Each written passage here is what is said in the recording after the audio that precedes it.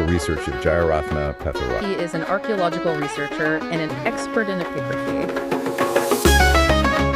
We are starting today not with a monolithic sculpture or some grand, forgotten capital city, but with something utterly mundane that ironically completely cracks open conventional history. It's an ancient carved stone object. Yeah.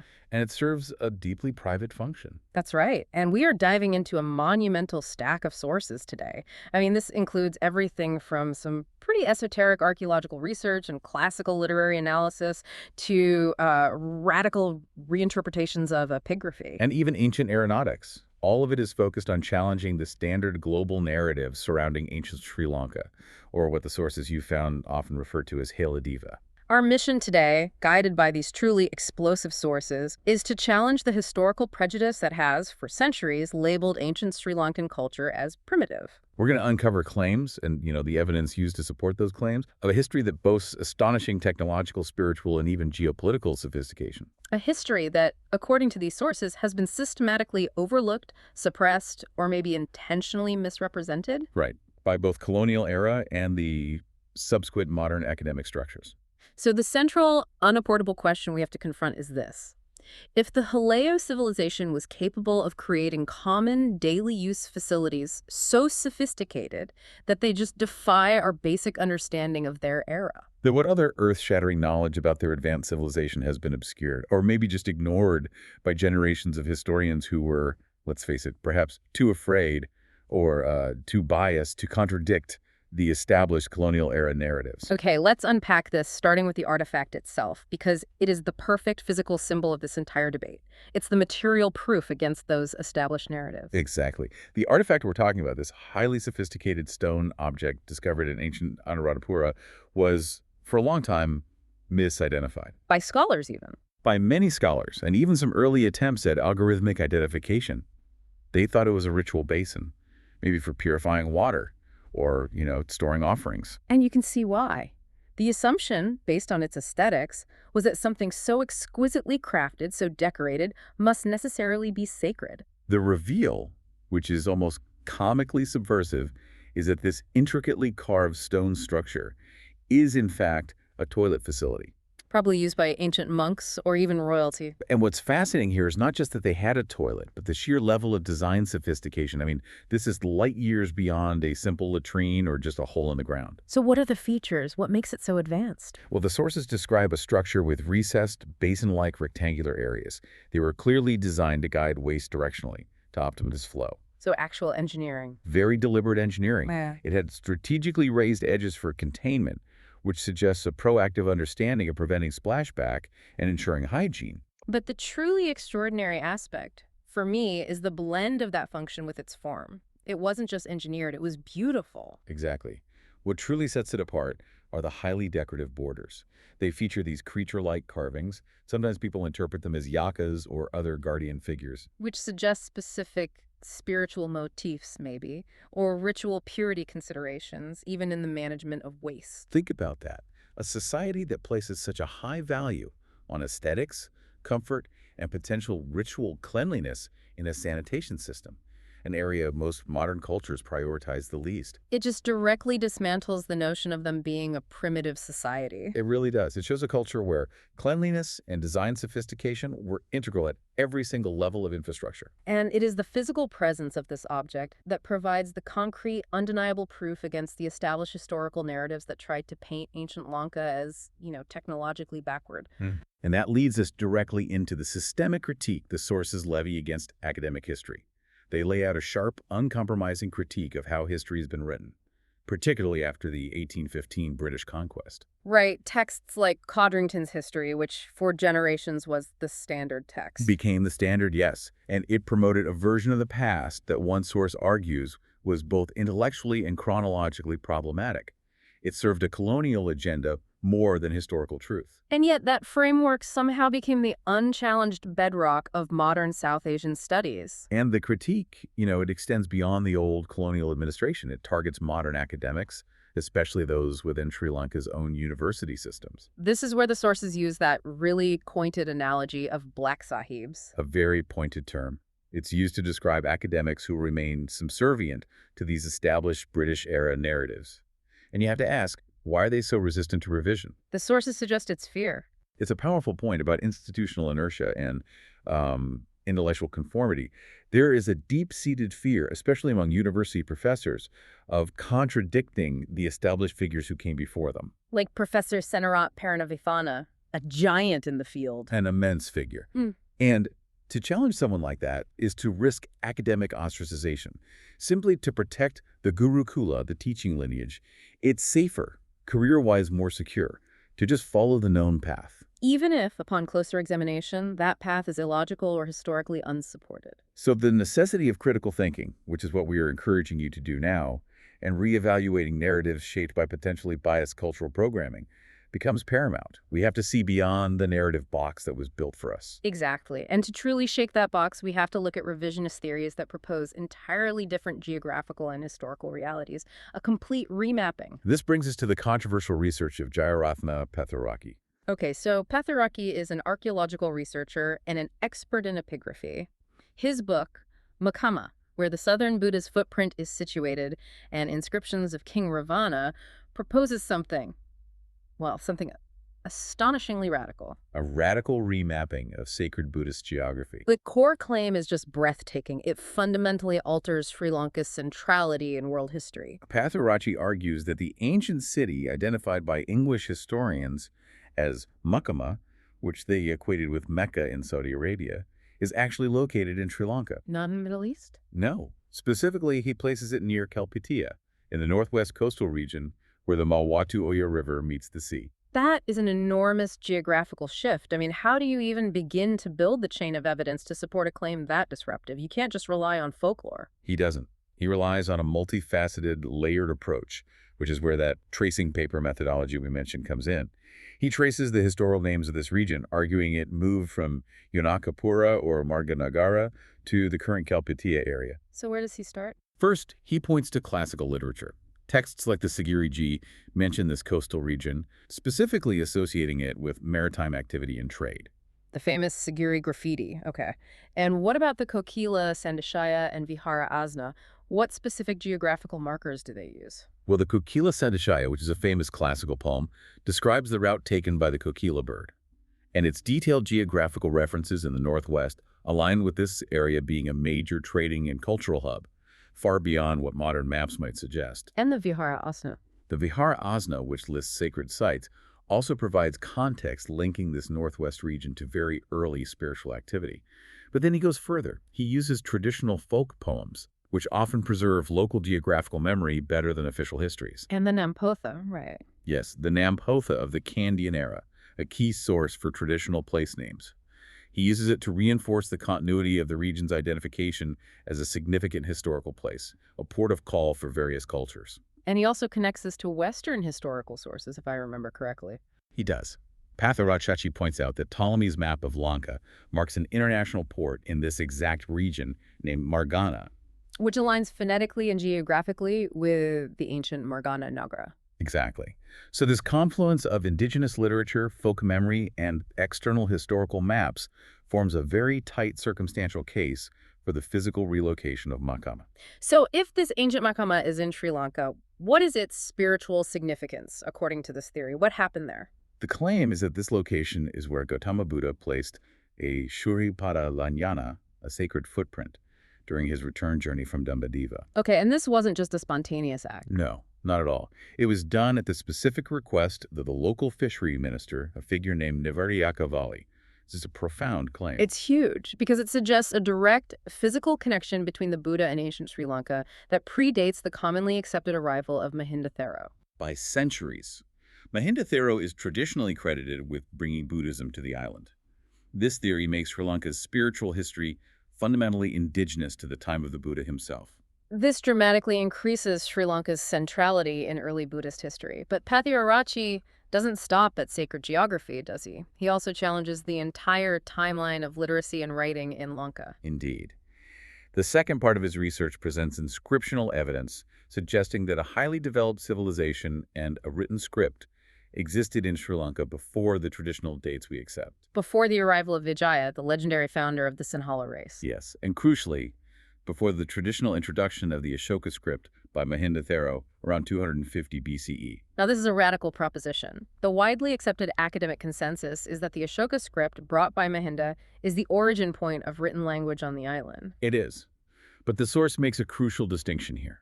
Pathiraarachchi claims that no inscriptions written in the exact Ashoka script are found in Sri Lanka. What does he mean by exact? While the script used in many early inscriptions shares similarities, he argues it's an indigenous variation, or perhaps even an earlier existing script that simply adapted some elements from Ashoka's writing due to contemporary contact. So the absence of a pure, unadulterated Ashoka script. According to this argument, challenges the very chronology of literacy. It suggests a sophisticated indigenous writing system was already in use by the Haleo people. And the willingness of this researcher to challenge established gurus like Paranavithana, the very definition of violating the Gurukula, is why the sources emphasize we have to look at this work critically. It forces a national and academic reckoning, a reckoning that history may be much older and much more self-sufficient than we've been led to believe. The systemic reevaluation of history inevitably leads us to, well, probably the most villainized figure in the entire South Asian epic tradition, Ravana, the Rakasa king of Lanka. The traditional narrative simplifies him into a pure demon, right? A black and white villain. But the Sri Lankan or Hela traditions and these careful revisionist readings suggest an astonishing complexity. So let's unpack that complexity. He's painted as this brutal tyrant, yet the sources depict him as a multi-talented genius, which already completely upends the stereotype. Ravana is far from a simple monster. The sources depict him as a learned scholar, immensely versed in the Vedas and various sciences. And crucially, he was a skilled Ayurvedic physician. He's credited with composing medical texts. Yes, texts like the Arka Prakasham and Odisha Nidana, which demonstrate profound medical knowledge. He was also a staunch, devoted follower of Shiva, earning the title Shiv Bhakant. So a spiritual man. A very spiritual man, and a capable ruler of a powerful, prosperous, and yes, a somewhat dharmic kingdom. His rule was characterized by established laws and immense prosperity, even if it was tempered by his ambition. So the villain is a brilliant king, a physician, and a spiritual devotee. That radically alters the nature of the conflict. But what about the defining act, the abduction of Sita? Even here, the sources introduce some significant nuance. The interpretation of the abduction is crucial. Even within the Valmiki Ramayana, some close readings suggest Ravana treated Sita with immense respect after seizing her. He didn't just throw her in a dungeon. Far from it. He housed her in the pleasant, protected environs of the Ashok Vatika garden. And critically, he made a promise, or established a rule, that he would not touch her without her consent. Which transforms the incident. It goes from a simple act of demonic violation into something far more complex. It becomes a political act of defiance or revenge against Rama, but one done within a self-imposed boundary of conduct. It turns the entire conflict from a moral battle of good versus evil into a clash between two powerful rulers fighting over honor and political grievance. And that leads to the most radical counter-narrative of all, one rooted in destiny. The alternative Sri Lankan myth concerning Sita's true origin. Right. Tell us more about the Mandodari connection. This is fascinating. A prominent Hela myth states that Sita was actually the daughter of Ravana's chief queen, Mandodari. Ravana's own daughter. His own daughter. But upon her birth, astrologers delivered a terrifying prophecy. The child would inevitably cause the downfall and destruction of Lanka. So to avert this predicted catastrophe, Ravana made the difficult, tragic decision to abandon the infant Sita, having her placed in a box and set adrift or buried. if that were the reality, then Ravana's subsequent act of abduction is no longer simple kidnapping at all. It's a complex, desperate reclaiming of a lost, prophesied daughter who he knew would ultimately destroy his kingdom. It makes the entire epic a tragedy rooted in complicated family destiny and preordained doom, rather than just pure, unadulterated malice. And the complexity of Ravana's character immediately invites a strong critique of Rama's supposed righteousness, particularly his actions after Ravana's defeat, when the moral high ground should have been easily maintained. The ultimate example of that critique, and one of the most polarizing moments in the entire epic, is the Adi Pariksha, the public trial by fire. Absolutely. The sources dedicate significant analysis to this event. Rama subjected Sita to this horrific public trial to prove her purity after her captivity. The critique is obviously moral. It reflects deeply entrenched patriarchal attitudes and a shocking lack of empathy for her trauma. But was it purely Rama's moral failing, or was there political necessity involved? This is a question the sources grapple with. Exactly. I mean, Rana was a prince leading an army about to be crowned king. He was surrounded by allies and subjects who would inevitably question the purity of a queen returning from captivity under a so-called demon king. So did he feel he had to demand the Agni Pariksha to protect his political position? Or is the critique purely focused on the moral deficiency? The sources, while they do acknowledge the political reality of that era, that a king must prioritize the perception of the state, they maintain that the critique is fundamentally moral. Right. Rama inflicted further emotional and psychological pain on a woman who had just endured immense suffering. He prioritized his own honor and the appearance of unblemished purity over her actual well-being. And the argument is that an avatar of Vishnu, embodying divine dharma, should have been able to transcend those political concerns. And the sources point out an incredibly subtle, almost hidden critique planted by the original author, Valmiki, by comparing Rama to the controversial sage Dattatreya. This is a masterful piece of literary subversion. It really is.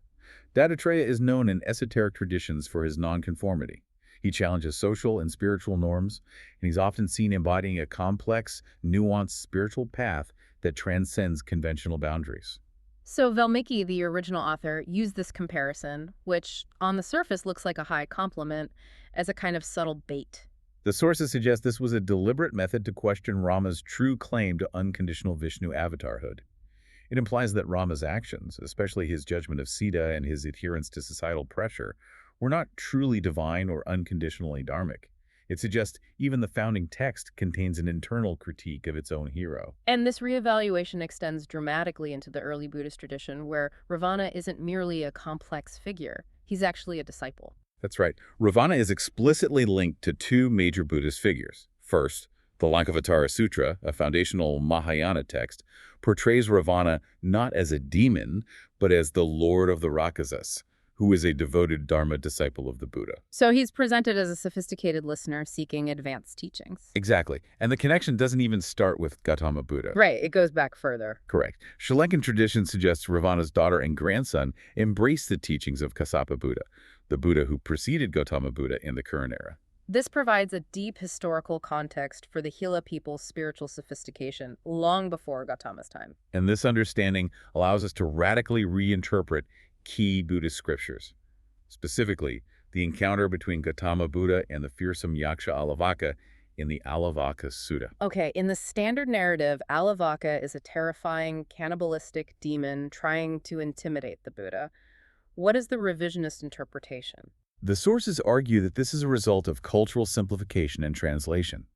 The term Yaksha, in the ancient Hela context, often meant regional leader or town head or custodian of a place. So not necessarily a literal demon. Not at all. The sources argue that Alavaka was actually a highly sophisticated regional leader in ancient Sri Lanka and a dedicated disciple of the previous Buddha, Kassapa Buddha. So his challenging questions to Gautama Buddha weren't demonic threats, but a genuine wisdom test. Precisely. The core claim is that Alavaka possessed ancient copper plate writings containing the codified Dharma of Kassapa Buddha. When Gautama Buddha arrived, Alavaka questioned him, not out of malice or hunger, but to test Gautama's wisdom against the pre-existing written teachings of the previous Buddha. So his question, do you even know the Dharma so you can teach it to me, makes perfect sense if he was guarding an older, established, written Dharma tradition. Exactly. The later Indian narrative, lacking this crucial local context and cultural understanding, just simplified the complex figure, a spiritual custodian and tester, into a generalized, frightening demon. It really underscores the danger of historical simplification, where the possession of codified knowledge is somehow twisted into savagery. And if we connect this sophistication in literature and spiritual history to the bigger picture of the Hileo civilization, we move into claims of astonishing scientific and technological mastery. Particularly in aeronautics, the sources suggest ancient Lanka possessed advanced flying machines, specifically the Vimanas. We're accustomed to thinking of the Vimanas as, mythological chariots. The sources, however, depict them as detailed engineering marvels. What kind of details? Ancient texts describe 4 distinct types of Vimanas, all used for safe, long-distance travel. They were engineered to navigate safely through severe weather, including storms and lightning, which suggests sophisticated weather prediction and navigation systems far beyond any simple balloon or glider. And the power source, the Makari engine, is perhaps the most critical technical claim we need to unpack. We can't just drop a massive technical claim like that and move on. This is where we need to dive deep into the technical claims within the source material. The sources claim these machines utilized principles of free energy, harnessed solar energy, and specifically relied on the Makari engine system. Which is described as a mercury-based boiler system. Yes, contained within a circular frame and primarily powered by concentrated solar energy. Okay, but how does mercury expansion translate into propulsion that the sources equate to modern ion-based rockets? That's a huge conceptual leap. The mechanism described suggests that as solar energy intensely heats the mercury inside this sealed circular frame, the mercury rapidly vaporizes and expands.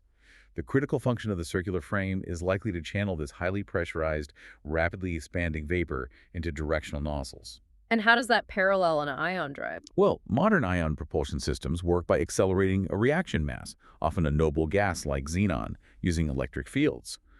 The sources suggest that the expanding mercury vapor, when channeled and perhaps electromagnetically ionized, served as the high-velocity reaction mass. It would produce low-thrust, high-efficiency propulsion, ideal for sustained space or atmospheric flight. So similar in principle to how modern ion drives work, just using a dramatically different high-density metal mercury as the propellant. Exactly. So we're talking about an aerospace civilization capable of harnessing and controlling mercury, a notoriously difficult and toxic element for stable propulsion. And this technology wasn't just for transport, it was developed for advanced warfare. Right, the texts describe advanced weaponry used during the Rama-Ravana War that sound like something from a modern defense lab. Ravana's son Indrajit is credited with composing the Kriyashodaya Grantha. What does that text specifically detail regarding attacks? The Kriyashodaya Grantha details the method for traveling to the moon and launching strategic attacks from that vantage point. The weapons described were laser avi, meaning light-based strikes. Attacks from the moon? The sources explicitly state that Indrajit attacked Rama's forces from a lunar base. This demonstrates not just aviation, but genuine space capability and directed energy weaponry. That is an immense claim. What other tactical technologies are described? The Tamaroma sounds particularly strange. Tamaroma was a specific feature installed in the northwest of the Vimana craft. It was a device capable of creating total tactical darkness during the daytime. How? By utilizing what the sources call dark energy absorbed from space. The technical implication is profound. They were manipulating the visibility spectrum or perhaps creating localized gravitational anomalies that interfered with light. They were harnessing an energy source that remains mysterious to contemporary science, purely for tactical concealment. And then we have the most destructive weapon described, pralaya, which means destruction. What details are provided about its mechanism? Pralaya was described as a highly destructive method. It involved absorbing 5 different types of smoke, mixing them with a cloud of other smokes, and then pushing the resulting mixture forward with an electric current to annihilate everything nearby. That sounds like some kind of advanced chemical weapon. It suggests an ancient knowledge of extreme aerosol dynamics and electromagnetic manipulation. The 5 types of smoke could represent a complex combination of chemical precursors or volatile compounds designed to react instantaneously upon mixture. And the electric current. It wasn't just to launch the mixture. It was potentially to catalyze the reaction or perhaps turn the resulting cloud into a high-energy plasma or a primitive, localized electromagnetic pulse, an EMP intended to disintegrate both personnel and technology in its path. The sources even attempt to find physical evidence and linguistic residue of this immense aerospace civilization in modern Sri Lanka. There are claims that fragments of Ravana's Dandumonara, his famous flying peacock chariot, were found in a well or a tunnel structure in a western or northwestern temple. And the place names. Right.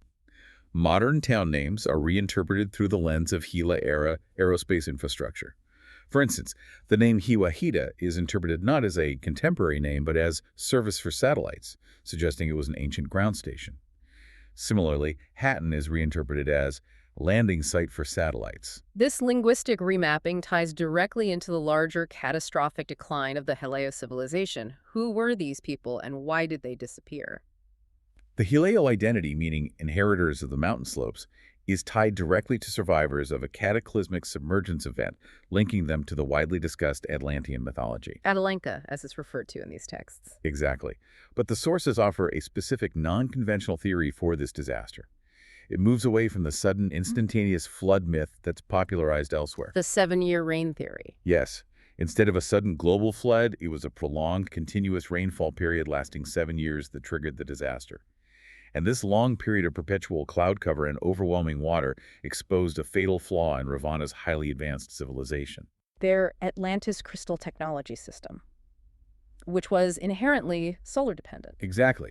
The Hileo civilization was prominently linked to the sun lineage and relied on this solar-based crystal technology for much of its energy and function. The prolonged 7-year reign rendered this technology useless. Causing immense sustained power failure, societal collapse. And disillusionment. The key insight here is that the survivors didn't lose the technology to a sudden physical catastrophe. They abandoned it because it fundamentally betrayed them when they needed it most. This led to the deliberate decline and suppression of that advanced era. Which highlights the need for energetic resilience. And that brings us to the cosmological importance of Sri Lanka, highlighted through the sacred site of Nalanda Gedej. Nalanda Gedej, often referred to as the Solar Temple, is claimed to be the ancient central point, the Madhya Mandalaya of Lankapura.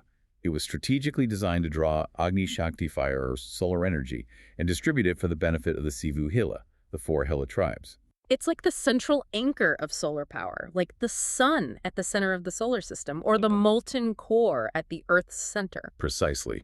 And the sources frame a much later event, the construction of the Mahaweli Dam, as a deliberate counterforce against this ancient central power. This is where a geoenergetic conspiracy element is introduced. It is. The construction of the Bawatena Reservoir, which eventually flooded the original precise location of the Nalanda Gedej site, is viewed in the sources as a deliberate European plan. Not just for hydropower. The objective was not just hydropower. The goal was to create a massive body of water, Jala Shakti, or water energy, sufficient to counteract, negate, and destroy the central Agni Shakti of the Gila system. To sever its energetic connection to the land and the Gila lineage. We also have the claim of global energetic linkages, specifically found in the Riverston mountain range, which suggests the Hileo were engaged in planetary-scale energy engineering. Tell us about Riverston. The Riverston area is significant. The sources mention a Shakti Gala, an energy stone, where an experienced practitioner can sit and practice yoga dharma to connect with the universe and gain profound cosmic secrets. Secrets of what? Specifically the knowledge of darkness, light, sound, and silence. The fundamental building blocks of reality. But the truly global connection is made with a specific physical cutting found in the rock. Yes, there is a specific, intricately shaped rock cutting known as Managala at Riverston that is claimed to be identical to a similar cutting found in Peru. Identical in Peru. Identical. And this duality is considered immensely significant because the sources characterize Sri Lanka as a low-gravity country and Peru as a high-gravity country. Which suggests a deliberate, possibly technological or energetic connection designed to balance planetary forces between these two antithetical geographical points, like energetic poles on the global system. That is truly mind-bending, linking physics, spiritual centers, and architecture across continents. Now let's shift our focus to pure mathematics. Because the sources describe an entirely unique numerical system used by the ancient Sri Lankans that completely bypasses our modern concept of abstract numbers. This is perhaps one of the most intellectually compelling sections of the sources. We're accustomed to a positional base 10 system, right? The number 9 is a single digit, and its value changes depending on its position, tens, hundreds, etc. But this ancient system is entirely different. It's non-positional and uses geometric shapes to represent immutable quantities. Okay, let's unpack the system. What are its core characteristics? The key is that it used geometric shapes to represent quantities, entirely removing the intermediary concept of abstract digits like 0 through 9. So it's non-positional. Every quantity is unique. And because it's based on additive geometric progression, there is no conceptual or practical need for a symbol for 0. And the progression is not base 10. No. The system operates on a geometric progression, confirmed by the sources as highly likely base 8. It scales up by powers of 8. Let's look at the basic building blocks, the first few powers of 2. We start with the dot. The dot is 1.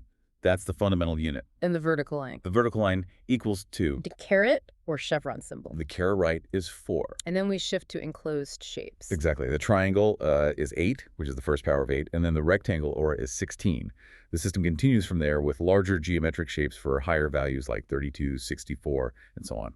So how do you construct other numbers using these geometric symbols? We need to walk the listener through this, as it's a difficult concept to grasp without a demonstration. It's an elegant additive system. Quantities are formed by combining the symbols with one strict rule. Which is? Absolutely no repetition of symbols. Every number has a unique single geometric representation. Give us a simple example. Say the number 7. Okay, to represent 7, you combine the symbols for 4, 2, and 1. So 7 is represented by or plus 2 plus 1. There's no other way to write 7. What about a slightly larger number, like 22? For 22, you use the largest symbol that fits, which is 16, the rectangle, and then you add the remaining value, which is 6. And 6 is composed of 4, the caret, and 2, the vertical line. So 22 is written as a 16 plus 4 plus 2. This orderliness is striking. What stands out as we review this massive body of claims is the sheer scale of the historical disruption we've undertaken. We move from the complexity of ancient sanitation and challenging the bias of the Gurukula to claims of lunar-based weaponry and an entire civilization founded on energy systems that ultimately failed them. We fundamentally challenge the identity of Ravana, reposition sacred geography through detailed literary and inscriptional evidence, And revealed an indigenous base 8 geometric numerical system that encoded prime numbers and underpinned sophisticated structural engineering like the stupa tank resonance. The entire deep dive illustrates the power of memory, personal realization, and the necessity of using that tracing paper methodology, layering archaeology, forgotten literature, numerics, and astrology, until a new coherent map of reality emerges. A map that directly challenges the one handed down by those who benefit from the status quo. We began with an ancient, sophisticated toilet that defied the narrative of a primitive past. We end with the question of whether the geometric secrets of that past, hidden in the very foundations of the land, hold the key to forcing a revolutionary, if unsettling, peace in the future. If the ancient Hileo designed technology capable of lunar attacks and energy reversal through architectural resonance, what truly hidden knowledge of destruction or salvation awaits discovery in the guarded depths of... And who, ultimately, is destined by or dedication to historical truth to find and deploy it? That's something for you to mull over as you reconsider everything you thought you knew about the ancient world.